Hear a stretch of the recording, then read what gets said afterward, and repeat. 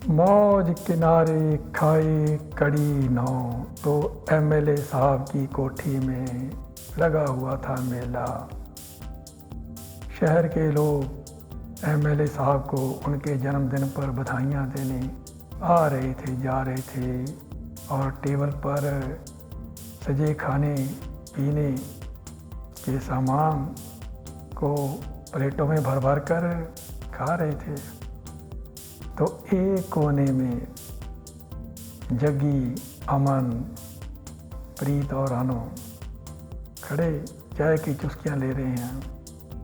तो तभी प्रीत का फ़ोन बजा। वो फ़ोन अपना प्याला रखकर फ़ोन सुनने के लिए बाहर की ओर जाने लगी।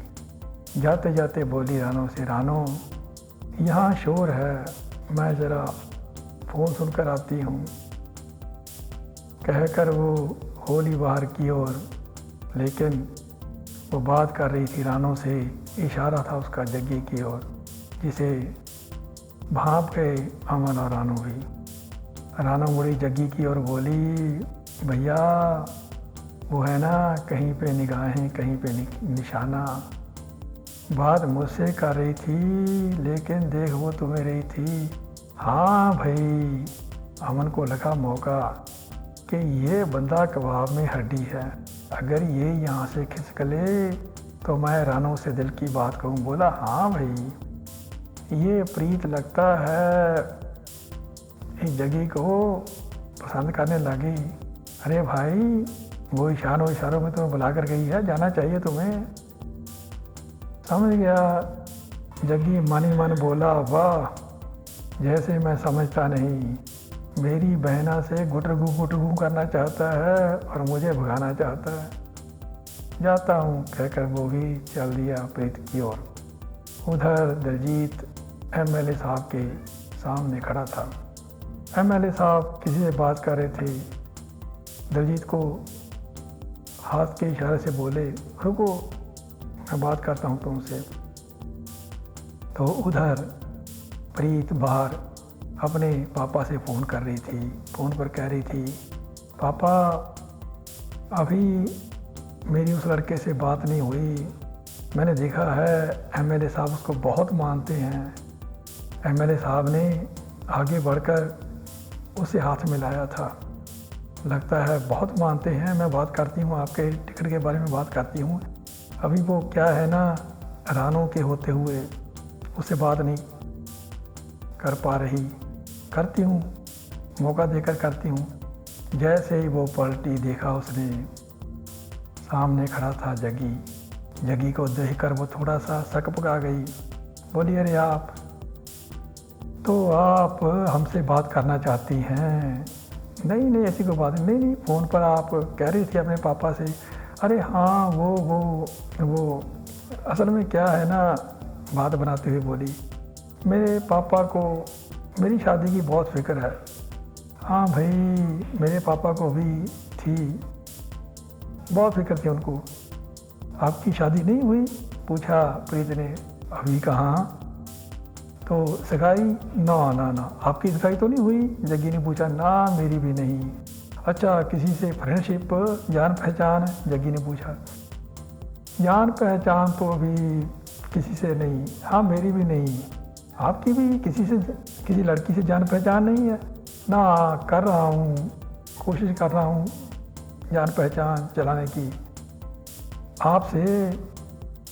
अरे, मुस्कुराकर थोड़ा सा शर्मा गई प्रीत। बोली, जग्गी जी, ऐसा है कि उधर रानो ने जब देखा कि जग्गी पीछे क्या है प्रीत की, तभी उसके ध्यान में आया।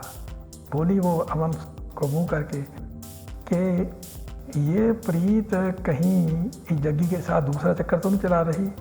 कैसा चक्कर? ये कहीं इस जग्गी को कहकर अपने पिता के लिए कहीं ये सरपंची के टिकट के लिए तो नहीं, कहकर वो चल दी बाहर की ओर। और उधर जैसे ही जग्गी को लगी अपने बाप के टिकट के बारे में बात करने, तभी पहुंच गई रानू वहाँ। चुप कर गई प्रीत और मन ही मन कोसने लगी कि किस वक्त ये आई जब मैंने अपने पापा की टिकट के बारे में इस जग्गी से बात करनी थी। तो रानू प्रीत को देखकर बोली, हो गई बात? हाँ, अब चलो चाय पीकर फिर हमें जाना भी है। तो सभी चल दिए अमन की ओर। तो जैसे ही अमन के पास पहुँचे, चाय पीने लगे, तो उधर एमएलए साहब से बात करके आ गया दलजीत भी। तो दलजीत को देखकर बोली रानू जग्गी से, भैया इस आपके मित्र की लगता है एमएलए साहब से भी काफ़ी बनती है। हाँ जी, बनेगी क्यों नहीं, जग्गी मुस्कुराकर बोला। मैंने एमएलए साहब को अपने इस दोस्त के बारे में बता दिया था। क्या बता दिया था? पूछा रानू ने। वो पूछने लगे थे ये कौन है? तो मैंने बता दिया कि ये दिल्ली शहर के सबसे अमीर ख़ानदान का इकलौता वारिस है। एक लड़की के कारण भाग आया था। हैं? एक लड़की कर सुनकर सभी चौंके। हाँ, जग्गी बोला, असल में ऐसा है, बात बना रहा था वो। अपने पास से ही बात बनाने लगा कि इसके पापा एक अमेरिका में सेटल्ड फैमिली के एक अमीर ख़ानदान की लड़की से इसकी शादी करवाना चाहते थे, लेकिन ये नहीं माना। ये कहता था, दलजीत की ओर इशारा करके कहने लगा जग्गी, ये कहता था कि मैंने तो इंडियन लड़की से शादी करनी है और वो भी उस लड़की से शादी करूँगा जो गांव की हो। रानू जी, बहना आप भी तो गांव की हैं। नहीं, हूँ तो गांव की, हमारे शहर में भी कोठी है, रहती हूँ, मैं वहीं हूँ। जहाँ से कहते कहते रुक गई तो प्रीत ने उसको चिकोटी काटी कि ये बात करनी अच्छी नहीं है। कहने लगी थी कि जहाँ से वो दलजीत अखबार उठाकर भाग लिया था। तो चुप कर गई। अच्छा, आप शहर में रहती हैं? चलो, है वो तो इंडियन, वो तो हूँ ही, मैं कौन सा अमेरिका से आई हूँ। तो फिर क्या हुआ? तो ये भाग आया और ये कहता था कि मैं इंडियन लड़की से शादी करूँगा, लेकिन शादी उस लड़की से करूँगा जो लड़की टीचर हो भाई। टीचर, बहना अभी तो टीचर हैं, लगता है आपके लिए ये राइट चॉइस है। ये सुनकर थोड़ा सा नाराज सा हो गया अमन। मन ही मन सोचने लगा कि ये क्या टांका भिड़ा रहा है इस बिल्ली आँखों वाली से, तो मैं बातें करना चाहता हूँ। तो जनाब तभी पूछा अमन ने दलजीत से, दलजीत तुम्हें एमएलए साहब ने क्यों बुलाया था? वो मुझे, तो उसको कोई बात ना आई। तो जग्गी ने बात संभाली, अरे उसी काम के लिए बुला होगा। हाँ हाँ, उसी काम के लिए। किस काम के लिए? अमन ने पूछा। वो जग्गी बोला, इनके होटल है ना, दिल्ली में बताया था ना, तो मुझे भी कह रहे थे कि अपने दोस्त को कहकर इनके पापा से बात करवाना। वो 5 स्टार में इनका जो होटल है ना, वहाँ 7 दिन के लिए रहना चाहते हैं, है ना? दलजीत यही बात थी ना? हाँ हाँ हाँ, यही कह रहे थे कि मैं अपने पापा से बात करूं, लेकिन मैंने बता दिया कि मैं तो पापा से थोड़ा सा नाराज़ हूँ। तो कहने लगे कोई बात नहीं, मेरे लिए बात तो कर ही लो। अच्छा, तो तुम्हारे पापा के होटल हैं दिल्ली में? अमन बोला, हाँ जी, हाँ 2-4 होटल हैं, 2-4 5 स्टार होटल हैं। हाँ, तो ऐसा है, अमन बोला, मुझे भी एक टूर पर दिल्ली जाना है, तो अपने पापा से कहकर किसी अपने होटल में 5-6 दिन के लिए बुक करवाओ मेरे लिए भी कमरा। हाँ, करवा दूंगा। तो अब हमें चलना चाहिए, लगा दलजीत को कि ये तो कलाई खोल रही है भाई।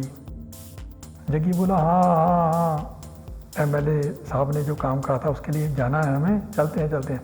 अच्छा जी जाना है, अगर ना गए तो एमएलए साहब नाराज़ हो जाएंगे, कहकर चल दिए बाहर की ओर।